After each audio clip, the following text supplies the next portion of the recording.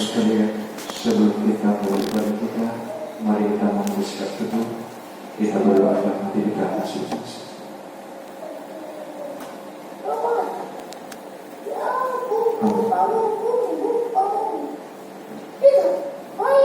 Bapak Ibu, saudara seiman, dalam nama Tuhan Yesus Kristus, karena begitu besar kasih-Nya, kita dapat berkumpul di gereja ini. Mari kita ikhlaskan hati dan pikiran sambung Roh Kudus dalam diri kita masing-masing untuk beribadah bersyukur dalam memuji nama yang menyembuhkan gereja ini. Dalam nama Tuhan Yesus Kristus, jiwa dan raga sudah siap untuk diletakkan. Amin.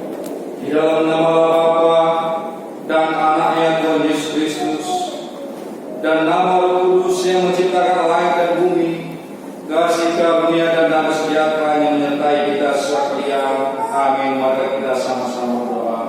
Ya Yesus Kristus, Bapa kami, karena wajah-Mu, berilah kasih karunia dan kehidupan kepada kami. Amin.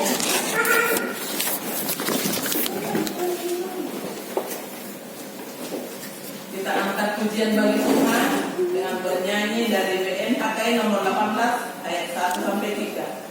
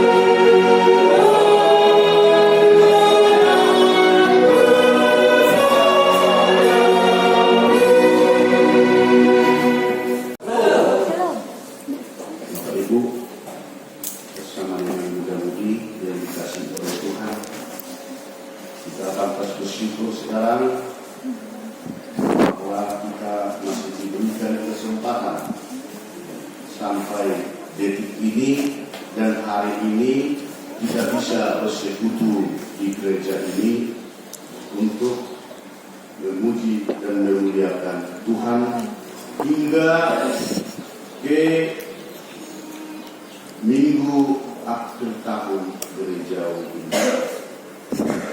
tidak terasa sepertinya Kalau kita lihat terlebih dengan posisi yang terjadi di dunia ini, terkhusus di negara kita, bahwa seperti kemarin masih baru kita memasuki tahun 2020. Tetapi sekarang Bapak Ibu sudah tiba waktunya bahwa kita sudah memasuki yaitu akhir tahun gerejawi. Bapak Ibu yang terkasih dalam nama Tuhan Yesus Kristus, sebagaimana tema di ibadah kita hari ini adalah penghakiman terakhir. Sebelum kita jabarkan atau kita bicarakan atau kita tingkatkan iman kepercayaan kita melalui nats yang sudah kita bacakan tadi, saya sengaja mengajak Bapak Ibu dulu sebentar merenung dan memikirkan bagaimana kalau ada suatu pembicaraan umum tinggal 1 minggu lagi,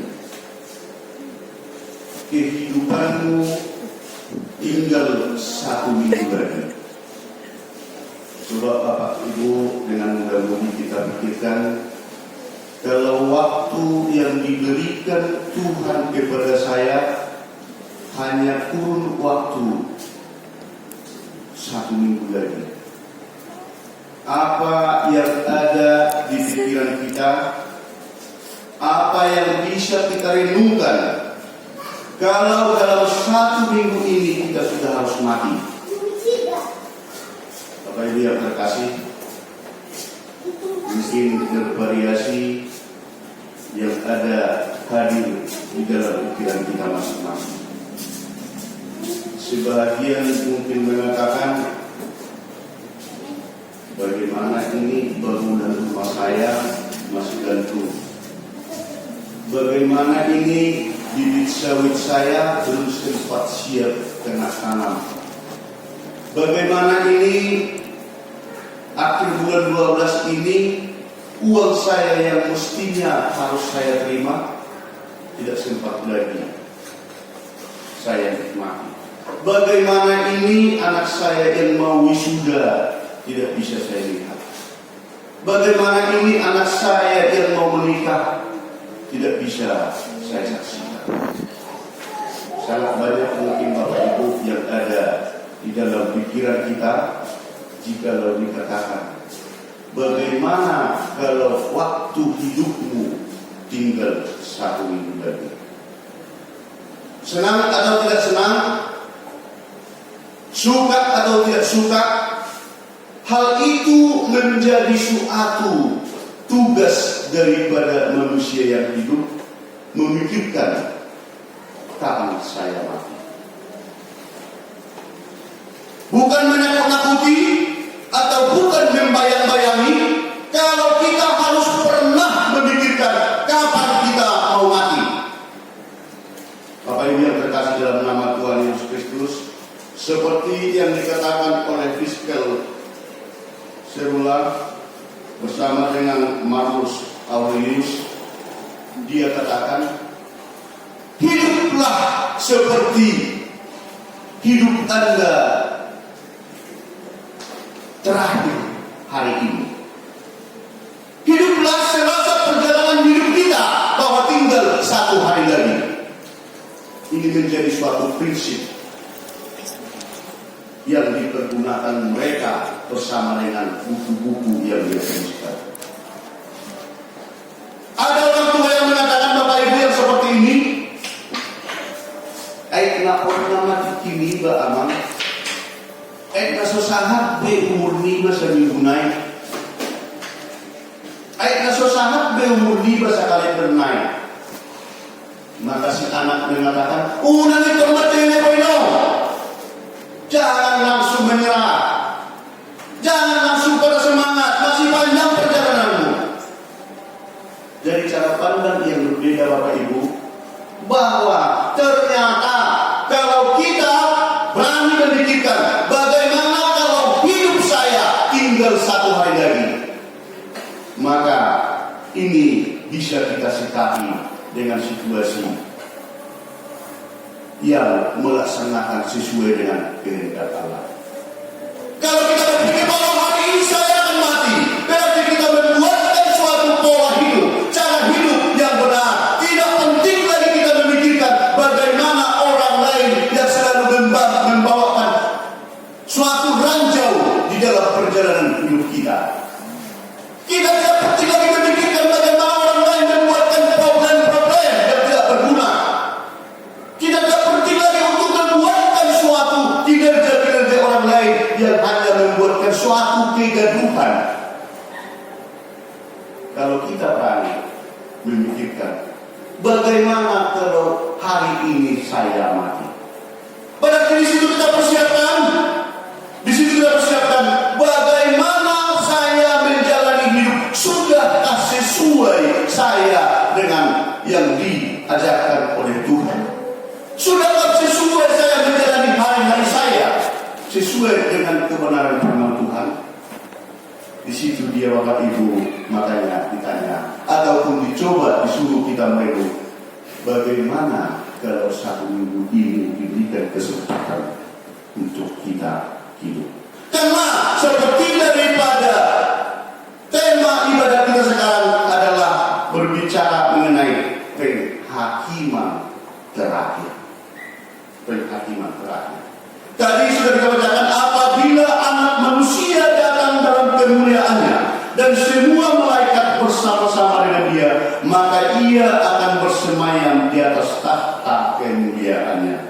Lalu semua bangsa akan dikumpulkan di hadapannya dan ia akan memisahkan mereka seorang daripada seorang, sama seperti gembala memisahkan domba dan kambing.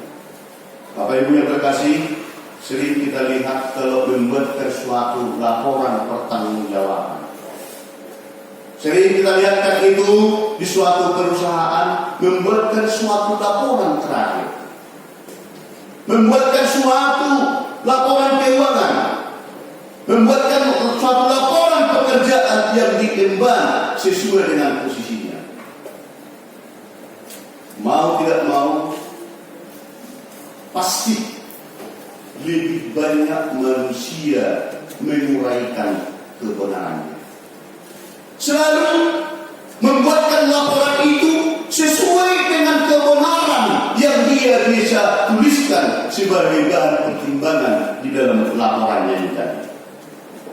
Kebenaran dikumpulkan dan tidak mau menuliskan di mana letak daripada kekurangan dia melaksanakan pekerjaan tadi.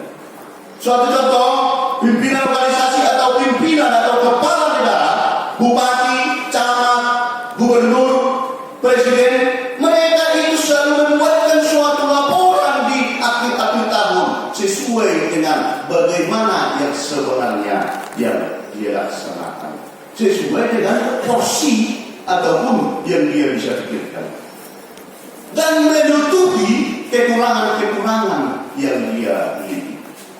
Maka jika dari laporan ini membuatkan suatu pertimbangan-pertimbangan antara kebijakan-kebijakan dan bagaimana kebenaran sesuai dengan laporan yang tadi.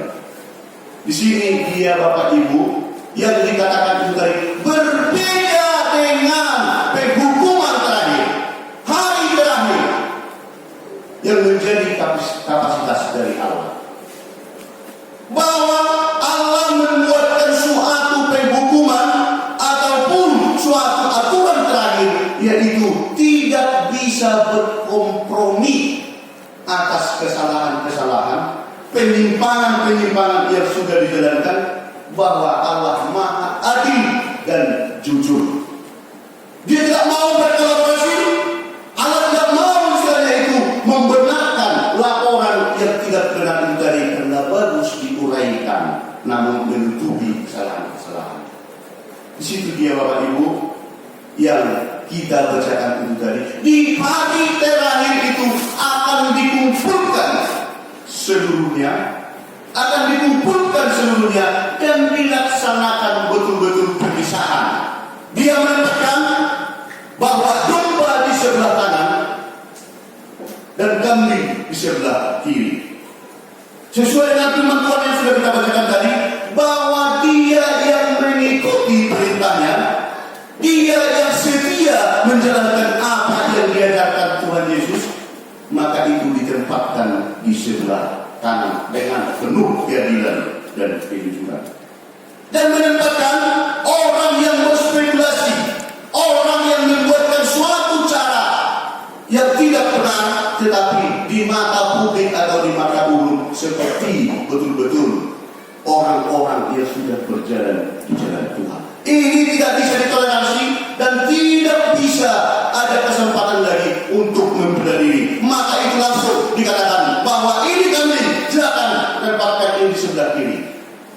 Di situ dia Bapak Ibu. Bahwa kita membela diri bahwa saya tidak salah, saya tidak benar, bahwa ini buktinya. Kapasitas Allah melihat itu dari betulkah yang dikatakan itu dari apa tidak? Apakah dia hanya membuatkan suatu spekulasi kebenaran-kebenaran untuk dimuliakan di mata publik atau di mata orang banyak? Hak prerogatif Allah adalah membuatkan suatu keputusan sesuai dengan yang dikehendaki oleh Allah. Dan ia akan menempatkan domba-domba di sebelah kanannya dan kambing-kambing di sebelah kirinya. Dan raja itu akan berkata kepada mereka yang di sebelah kanannya, mari hai kamu yang diberkati oleh Bapakku, terimalah kerajaan yang telah disediakan bagimu sejak dunia dijadikan. Datang yang di sebelah kanan bertanya, kapanlah Yesus kami memberikan kamu di saat lapar? Kapanlah kami memberikan air di saat kamu haus? Kapan kami melepaskan ataupun melihat kamu di saat di bencana? Pemikiran manusia itu tadi sesuai dengan kapasitas dia untuk berpikir. Nanti kan mau lihat kami mau mangan tiki male. Nanti kan mau lihat kami mau minum tiki mau wes. Itu pertanyaan-pertanyaan yang tulus dan ikhlas yang dari pertanyaan yang disebenarkan. Dia kamu tidak ada namanya betul. Doakan susah diurupi hamu akan membutuhkan. Nari kopi selalu paduli dohut nama kalian dua. Ima nakiling dan dokona, maka orang-orang benar itu akan menjawab dia, katanya Tuhan, bila manakah kami melihat engkau lapar dan kami memberi engkau makan, atau haus dan kami memberikan engkau minum? Bila manakah kami melihat engkau sebagai orang asing dan kami memberi engkau tumpangan atau telanjang dan kami memberi engkau pakaian? Bila manakah kami melihat engkau sakit atau dalam penjara dan kami mengunjungi engkau? Dan raja itu akan menjawab, mereka berkata kepadamu, sesungguhnya segala sesuatu yang kamu lakukan untuk salah seorang dari saudaraku yang paling hina ini, kamu telah melakukannya untuk aku. Berarti Bapak Ibu, dari seluruh perjalanan hidup kita, bahwa benar Allah betul-betul mengetahui dan melihat iman percaya kita kepadanya bukan hanya melalui pembicaraan, bukan hanya apa yang kita deklarasikan melalui daya ucap kita, bukan hanya melalui besarnya suara kita untuk bersuara ataupun terhadap orang lain, tetapi melalui firman ini bahwa Tuhan mengatakan, unang mabiyar kamu bahwa asal dipahamui langsung tuau morong tempat tope kamu bisa bula siamu di harajau nau ubarayo. Nadi waktu kamu nanti kini ngolumuna mangalean mengudah kolong diro atau mengudah dolma sarupa doi doh nama alaikum Tuhan. Di situ dia Bapak Ibu, makanya dikatakan hukuman ataupun yang dikatakan itu tadi penghakiman terakhir. Demikian juga pertanyaan daripada yang didapatkan di sebelah kiri, yaitu yang diglobalkan ataupun yang dibuatkan suatu example yang tadi atau contoh, bahwa ditempatkan di sebelah kirinya adalah kambing. Pertanyaan yang sama diserahkan pula terhadap Yesus sesuai yang diajarkan Yesus di pengajarannya terhadap murid-murid. Pertanyaan yang sama disampaikan, sebab ketika aku lapar kamu tidak memberi aku makan, ketika aku haus kamu tidak memberi aku minum, ketika aku seorang asing kamu tidak memberi aku tumpangan, ketika aku telanjang kamu tidak memberi aku pakaian, ketika aku sakit dan dalam penjara kamu tidak melawat aku. Dan mereka pun akan menjawab dia, katanya, Tuhan, bila manakah kami melihat engkau lapar atau haus atau sebagai orang asing atau telanjang atau sakit atau dalam penjara dan kami tidak melayani engkau? Maka ia akan menjawab mereka, aku berkata kepadamu, sesungguhnya segala sesuatu yang tidak kamu lakukan untuk salah seorang dari yang paling hina ini, kamu tidak melakukannya juga untuk aku. Cara Allah untuk membuatkan mana mereka itu yang ikut menjadi kerajaan surga yang sudah disediakan oleh Tuhan Allah kita. Tidak ada lagi kesempatan untuk memperbaiki. Tidak ada lagi suatu peluang untuk menyesal. Semua dikumpulkan bahwa situasinya itu penghakiman terakhir dilaksanakan dengan penuh keadilan dan kejujuran. Ada pertanyaan sama si tua, apakah kamu sudah pernah mati? Terus terang Bapak Ibu, saya belum pernah mati. Ada pernah saya mati, tapi kalau saya katakan itu bukan mati, tapi pingsan. Karena tadinya saya ada sekitar 1 kilometer, saya tidak di situ, sampai di bokok saya ke rumah, saya tidak tahu. Berarti itu pingsan bukan mati. Hal yang seperti ini belum saya alami. Tetapi menurut firman Tuhan saya ini jelas dikatakan yang pertama sekali bahwa kedatangan Tuhan untuk menyatakan hari terakhir itu dari benar adanya. Melalui firman Tuhan kita sekarang bahwa betul-betul Tuhan mengenal dan memisahkan antara domba dan kambing. Yang kedua, Tuhan adalah hakim yang adil dan yang jujur, menempatkan iman disertai dengan perbuatan kasih. Yang ketiga, Tuhan menyatakan dan menentukan keselamatan, menerima kehidupan yang kekal bagi orang yang benar dan hukuman dengan siksaan yang kekal bagi orang yang bebal dan menentang kehendak Allah. Apa yang dikatakan di Yakobus 2 ayat 13, sebab penghakiman yang tak berbelas kasihan akan berlaku atas orang yang tidak berbelas kasihan, tetapi belas kasihan akan menang atas penghakiman. Penghakiman terakhir itu betul-betul adil dan jujur. Penghakiman terakhir betul-betul adil dan jujur. Bahwa melalui teks ini kita diajari dan diperintahkan agar kita yakin dan percaya kedatangan Tuhan menyatakan penghakiman terakhir itu dari benar adanya. Kita harus katakan kepada diri kita bahwa penghakiman terakhir itu benar adanya. Dengan dasar apa kita mengatakan tadi? Firman Tuhan yang sudah kita bacakan dan kita dengarkan tadi, bahwa itu betul-betul benar adanya penghakiman terakhir.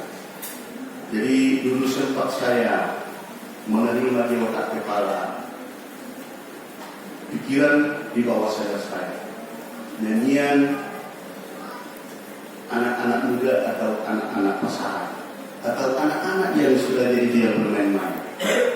Dikatakan ai suruh adom api ngaro sia-sia sobani. Yang itu sekali pertama kalinya waktu di kampung. Oh iya juga, dari mana sumbernya itu besar? Padahal itu dengan pemikiran yang nakal. Padahal itu adalah pendengaran yang tidak benar, ataupun keyakinan yang sudah sangat-sangat keliru. Berdasarkan dengan firman Tuhan yang kita ingatkan pada yang pertama, bahwa kita harus yakini dan percaya bahwa kedatangan Tuhan untuk menyatakan penghakiman terakhir dari benar adanya. Yang kedua, pada waktu kedatangannya dan penghakimannya dinyatakan, tidak ada seorang pun yang luput dari hadapannya, dan Tuhan menyatakan dan menghakimi seturut dengan kehendaknya dan menyatakan kasih Allah dalam kehidupan. Memperhatikan hasil ini sangat-sangat menarik bagi kita pada ibadah kita sore ini adalah yang menyatakan Tuhan tidak memperhatikan pembenaran diri dan pengakuan kebenaran kita sendiri, tetapi Tuhan menyatakan kebenaran dari cara kita hidup, cara kita sebagai orang yang benar dan seturut dengan kebenaran yang kita perbuat. Melalui perbuatan kita di saat hidup itulah yang akan dilihat atau yang diputuskan oleh Tuhan, layakkah kita ditempatkan di sebelah kanan atau layak menjadi tempat kita yang ditempatkan di sebelah kiri, seperti yang sudah dibacakan itu tadi, yaitu di sebelah kiri ditempatkan itu. Yang ketiga, Bapak Ibu, Tuhan yang menghakimi, bukan manusia. Oleh kedaulatan dan kemuliaannya menyatakan keadilan, kejujuran, dan kebenaran. Bapak Ibu yang terkasih dalam nama Tuhan Yesus Kristus, firman ini menimbulkan iman percaya kita bahwa semua harus mati. Akhir tahun gereja Bapak Ibu, bahwa di sini diberikan kesempatan terhadap kita. Masihkah saya nanti bisa berubah dengan tingkah dan perbuatan saya, ataupun cara menjalani hari-hari yang saya jalani sekitar 70 tahun, 60 tahun, 50 tahun, atau 80 tahun? Kalau saya sudah mati, masih adakah kesempatan untuk memperbaikinya? Melalui firman Tuhan Bapak Ibu, melalui Alkitab, bahwa itu dikatakan tidak ada lagi kesempatan, tidak ada lagi peluang untuk memperbaiki kesalahan-kesalahan yang sudah kita laksanakan di saat kita ini.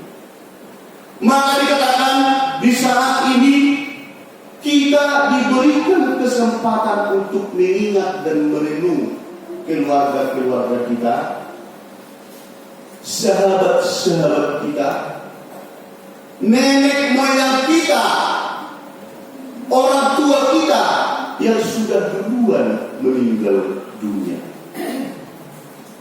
Sebagian mengatakan tidak ada lagi hubungan antara yang hidup dengan yang mati. Itu sudah selesai berbagai macam penafsiran.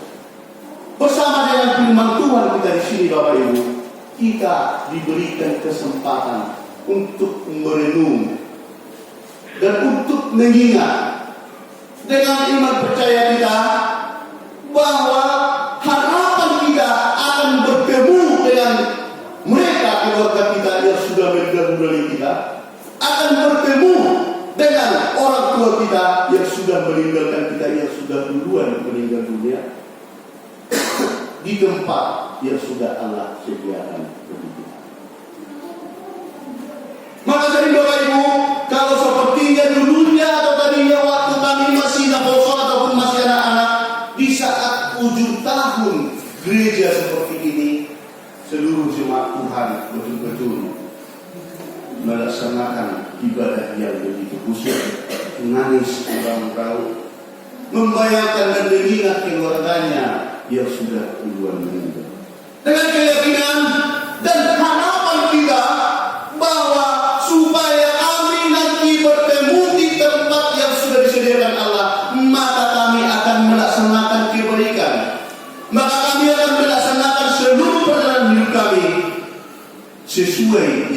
dikehendaki oleh Allah.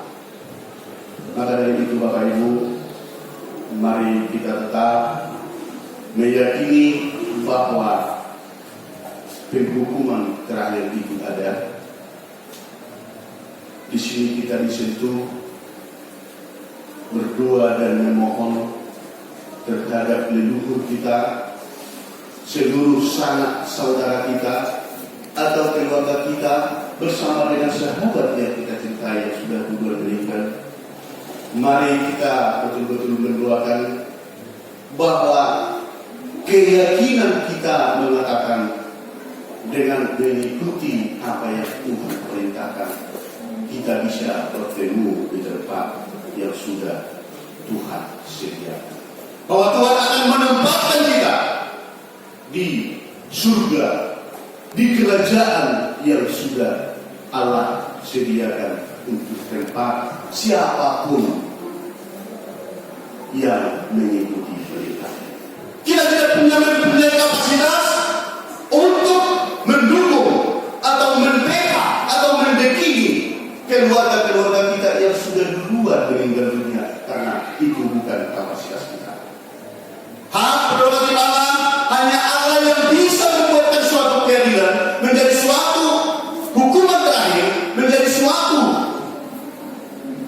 penilaian terakhir. Layak kemanakah seluruh itu tadi ciptaannya, yaitu manusia itu tadi. Mari kita tuluskan hati kita bersyukur kepada Tuhan di minggu akhir tahun gereja ini, bahwa kita berharap bahwa Tuhan tetap membantu kita, mengajari kita, dan harapan kita dengan keluarga kita akan bertemu di kerajaan surga yang sudah Tuhan sediakan. Biarlah kita tetap mengikuti apa kehendak Tuhan, dan biarlah kita tetap mengikuti sesuai dengan apa yang diperintahkan oleh Tuhan. Karena penghakiman terakhir itu benar adanya, manang penghukuman pakudi adong do di patupa debata, untuk mengenang dan menjadi suatu pemanjatan doa kepada Tuhan agar kita bisa ditempatkan di sisinya di kerajaannya, menjadi penutup ibadah kita, menggantikan nyanyian firman-Mu berkatilah. Mari kita sama-sama menyanyikan dari BN HKI nomor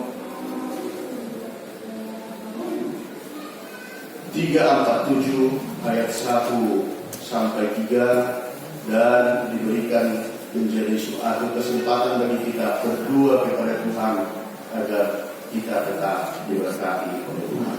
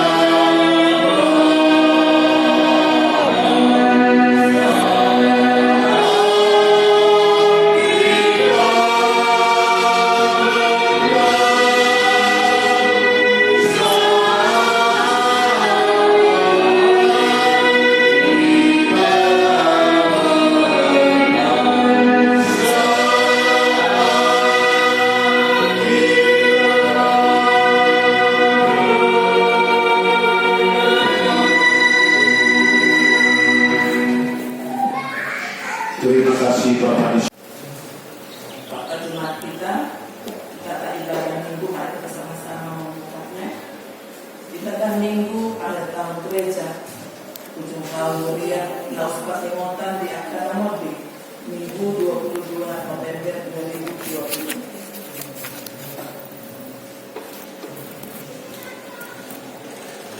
Yang pertama, jadwal ibadah kategorial dan latihan kor, vokal di gereja, dan evangelisasi pertanian untuk sementara waktu ditiadakan sampai batas waktu yang belum ditentukan. Statistik kehadiran sudah tercantum di situ. Berikutnya pengumuman atau warta jemaah. Pertama, ibadah Minggu sesuai dengan yang sudah diberitahukan diwartakan di minggu-minggu yang lewat. Ibadah di masa yang normal ini agar tetap berdasarkan peraturan pemerintah.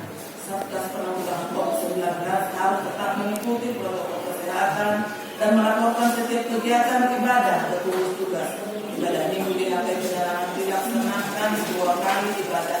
Ibadah masuk di 11 week, dilayani unsur pimpinan jemaat atau BPH, serta majelis HT Penyerangan. Himbauan di normal sebagaimana yang kita dengarkan dan kita lihat, penularan COVID-19 di negara kita di masa new normal tetap di atas ribuan orang setiap hari. Maka dihimbau kepada seluruh jemaat agar semakin taat mengikuti protokol kesehatan setiap harinya, semakin menjaga stamina dan semakin mendekatkan diri kepada manajemen organisasi sesuai dikti atau warta jemaat yang telah dibacakan mulai tanggal 1 September 2020. Mengenai manajemen organisasi HK 1 September 2020 mengenai manajemen organisasi HK Penerangan, dihimbau kepada jemaat yang belum terdaftar tetapi beribadah di HK Penerangan untuk tidak membuat keresahan dan keributan, terlebih di masa COVID, karena kami selaku pimpinan jemaat Parhalado dan majelis tetap taat dan aturan HKI sesuai fakta. Parhalado yang dilaksanakan ibadah pagi sudah membuat peraturan sendiri dan tidak pernah hadir sermon sehingga ibadah tanpa pemberitahuan pimpinan majelis resmi HKI Penerangan merupakan suatu perlawanan terhadap aturan HKI yang pimpinan majelis HKI Penerangan. 4. Jemaat yang meninggal. Ruas HKI Penerangan yang meninggal 1 tahun mulai November 2019 sampai November 2020 hanya 1 orang, yaitu anak kita almarhum Angga Manalu yang meninggal dunia tanggal 15 Desember 2019. Pelayanan pendeta sesuai warta di minggu yang lewat terhitung mulai tanggal 1 November 2020 sesuai informasi yang sudah ada. Pendeta ditempatkan pimpinan pusat Kerasot Jambi. Kita tunggulah informasi berikutnya mengenai pelayanan pendeta yang dikirim pusat, mengingat kondisi yang sudah lama, yaitu permasalahan di Kerasot Jambi tetap berdampak ke HKI Penerangan.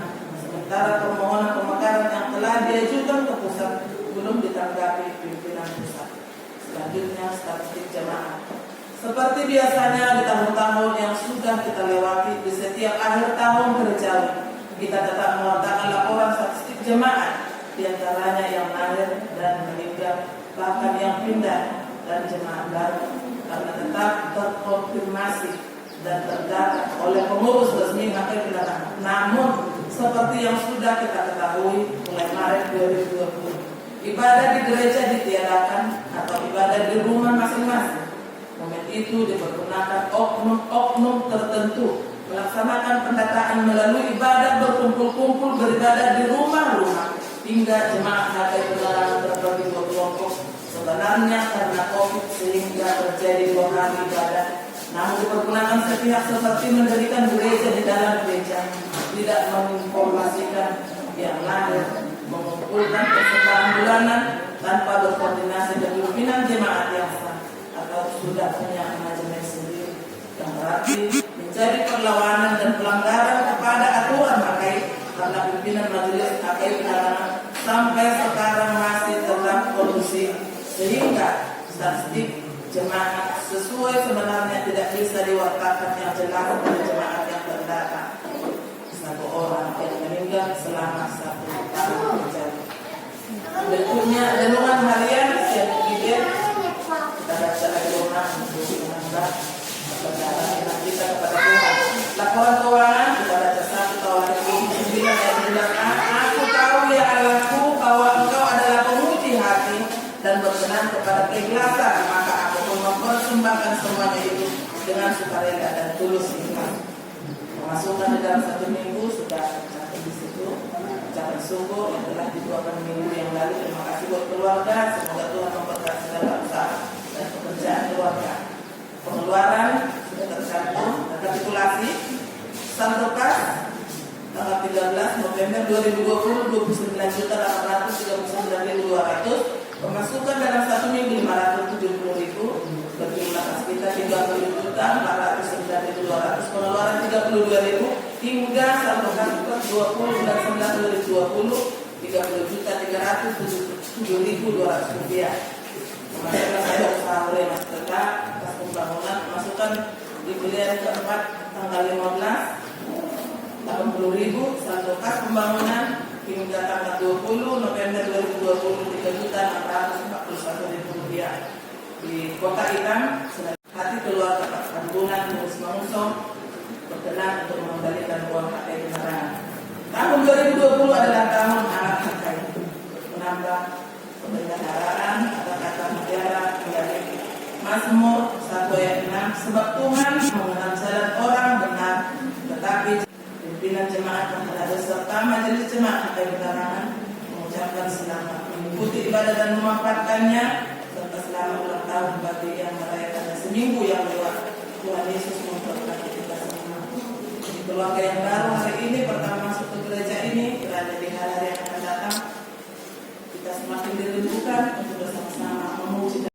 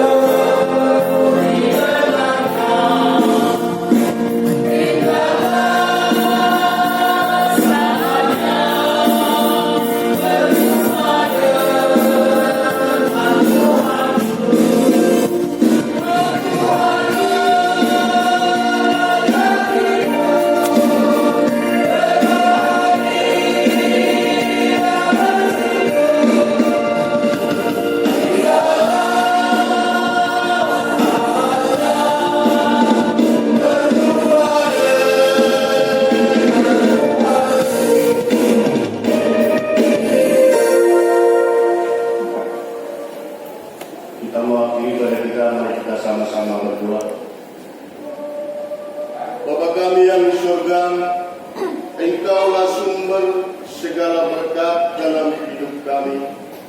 Terima kasih atas segala berkat dan karunia yang Tuhan berikan kepada kami.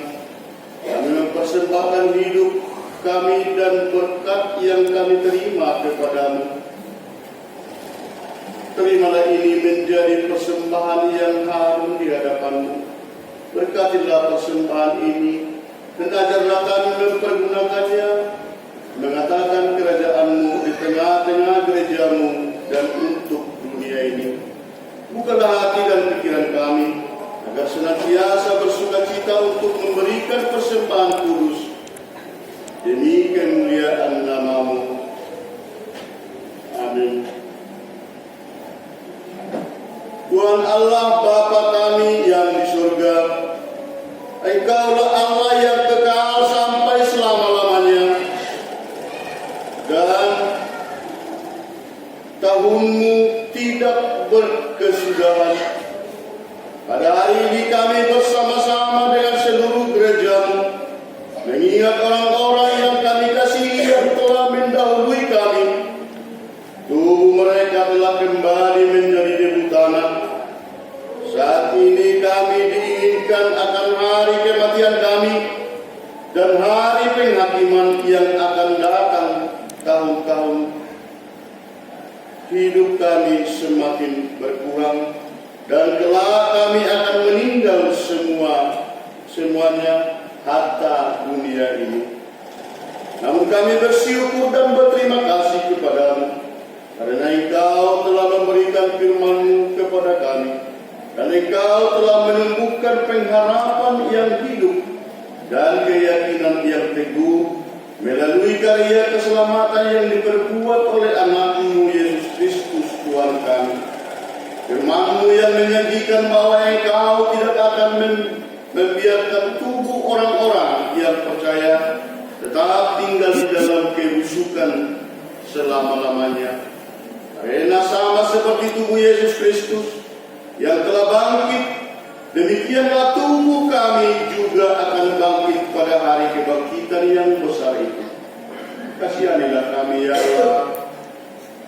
Hiburkanlah kami dari semua orang yang bersedih hati karena ditinggalkan orang-orang yang mereka kasihi, supaya tidak bersedih seperti orang-orang yang tidak berpengharapan, melainkan agar kami memandang dan mengharap kepada tempat kami di surga, yaitu kehidupan yang kekal yang Tuhan sediakan bagi kami. Kami mohon kepadamu, teguhkanlah iman kami supaya tidak bimbang bila meninggalkan dunia ini, namun tetap berkeyakinan yang teguh dan siap sedia bila Engkau memanggil kami. Berikanlah Roh-Mu menyertai kami, agar kami mampu menyerukan dalam keadaan hidup atau mati, Engkaulah Tuhan dan Allah kami, karena anak-Mu Yesus Kristus Tuhan kami. Amin. Mari kita sama-sama berdoa Bapa kami. Bapa kami yang di surga, dikuduskanlah nama-Mu, datanglah kerajaan-Mu, jadilah kehendak-Mu di bumi seperti di surga. Berilah kami pada hari ini makanan kami secukupnya, seperti kami juga mengampuni orang yang bersalah pada kami. Jangan membawa kami ke dalam pencobaan, karena Engkau yang punya kerajaan dan kuasa dan kemuliaan sampai selama-lamanya. Amin. Agar kita pulang membawa damai yang dari Tuhan Yesus Kristus, mari kita terima berkat dari Allah. Tuhan memberkati kita dan melindungi kita. Tuhan menyinari kita dengan wajah-Nya dan memberi kita kasih karunia. Tuhan menghadapkan wajah-Nya kepada kita dan memberi kita damai sejahtera. Amin.